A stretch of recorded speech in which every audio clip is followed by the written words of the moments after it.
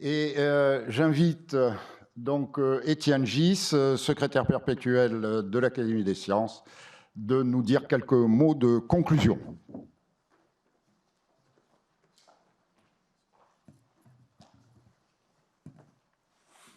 Bonsoir à tous.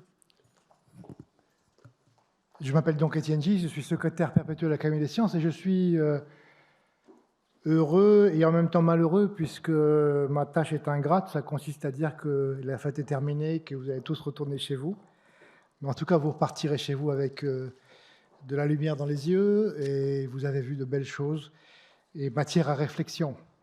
Et en ce sens, je pense que notre Académie a joué son rôle parfaitement avec son interaction avec l'Académie des sciences morales et politiques, qui est là aussi une chose que nous essayons de promouvoir le plus possible, travailler ensemble. L'un des prochains colloques qui se passeront dans cet auditorium très bientôt sera un colloque sur l'architecture et la science, et qui sera cette fois en collaboration entre trois académies, l'Académie des sciences, l'Académie des beaux-arts, l'Académie des sciences et l'Académie des inscriptions et belles-lettres. Vous voyez, nous essayons de croiser les cultures, croiser les connaissances. J'ai adoré vraiment les belles images que nous avons vues. J'ai adoré les allusions au début par Jean-Paul à Henri Poincaré et son rapport entre le cerveau, l'espace et le mouvement. Je crois que nous avons tous compris que le mouvement est au cœur de tout. Ça m'a rappelé une chose, moi qui suis mathématicien, j'ai lu il y a très longtemps le cours de Henri Poincaré à la Sorbonne, en 1882, pour un mathématicien pur. On sait que c'est l'époque où il inventait les formes modulaires, les fonctions fuchsiennes, des choses les plus abstraites qu'on puisse imaginer, mais en même temps qu'il faisait ça, à la Sorbonne, il enseignait le cours qui s'appelait mécanisme. Et ce cours de Poincaré, qui est écrit de manière manuscrite d'ailleurs, c'est assez fabuleux. On y apprend les roues dentées, les engrenages, les transformations d'un mouvement rectiligne en mouvement circulaire. On apprend des tas de choses qui sont en quelque sorte ce qu'on a entendu aujourd'hui, le mouvement. Et ce cours de Poincaré, quand j'étais moi-même étudiant, il m'a beaucoup marqué et il m'a expliqué que les mathématiques ne peuvent pas être totalement abstraites.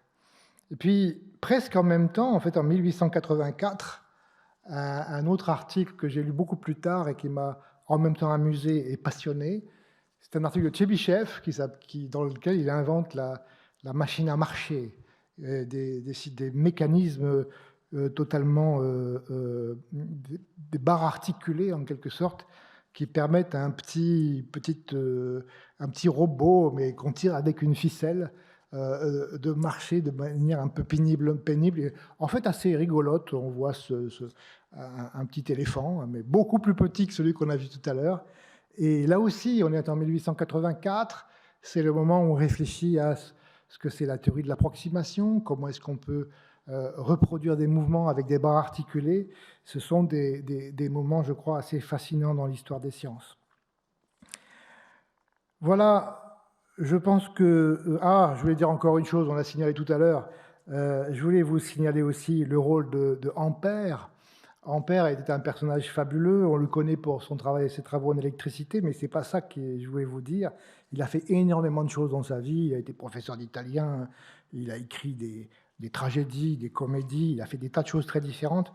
Et si on lui avait demandé à la fin de sa vie qu'est-ce qu'il était de plus important pour lui dans sa contribution scientifique, c'était sans aucun doute son essai sur la philosophie des sciences ou une exposition analytique d'une classification naturelle de toutes les connaissances humaines. Et son idée était un petit peu, ça nous fait un peu rire aujourd'hui, il voulait décrire toutes les sciences par un arbre binaire. Il y a d'abord la science, et puis après il y a 2 types de sciences, puis 4, puis 8, puis 16, puis 32, puis 64, etc., toutes les puissances de 2. Et on peut, pour chaque case, il y avait une science. Puis quand il en manquait une, il l'inventait, parce qu'elle avait besoin.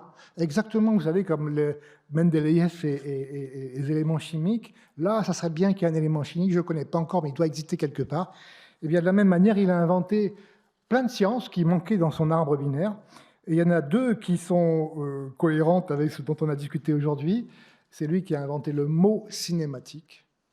Avec cette définition, il dit « c'est à cette science où les mouvements sont considérés eux-mêmes tels que nous les observons dans les corps qui nous entourent, et spécialement dans les appareils que nous appelons des machines, que j'ai donné le nom de cinématique. » C'est pas mal d'inventer le mot cinématique. Puis, non, cinématique. Et par ailleurs, un peu plus loin, il invente le mot cybernétique.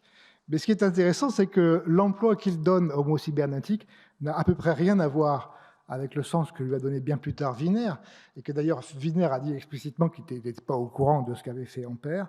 La cybernétique, selon Ampère, tenez-vous bien, c'est la science du gouvernement des hommes. Intéressant, n'est-ce pas? Voilà, donc Ampère était vraiment un génie. Écoutez, revenez tous chez vous avec ces images d'éléphants et d'araignées et dormez bien si possible. Au revoir.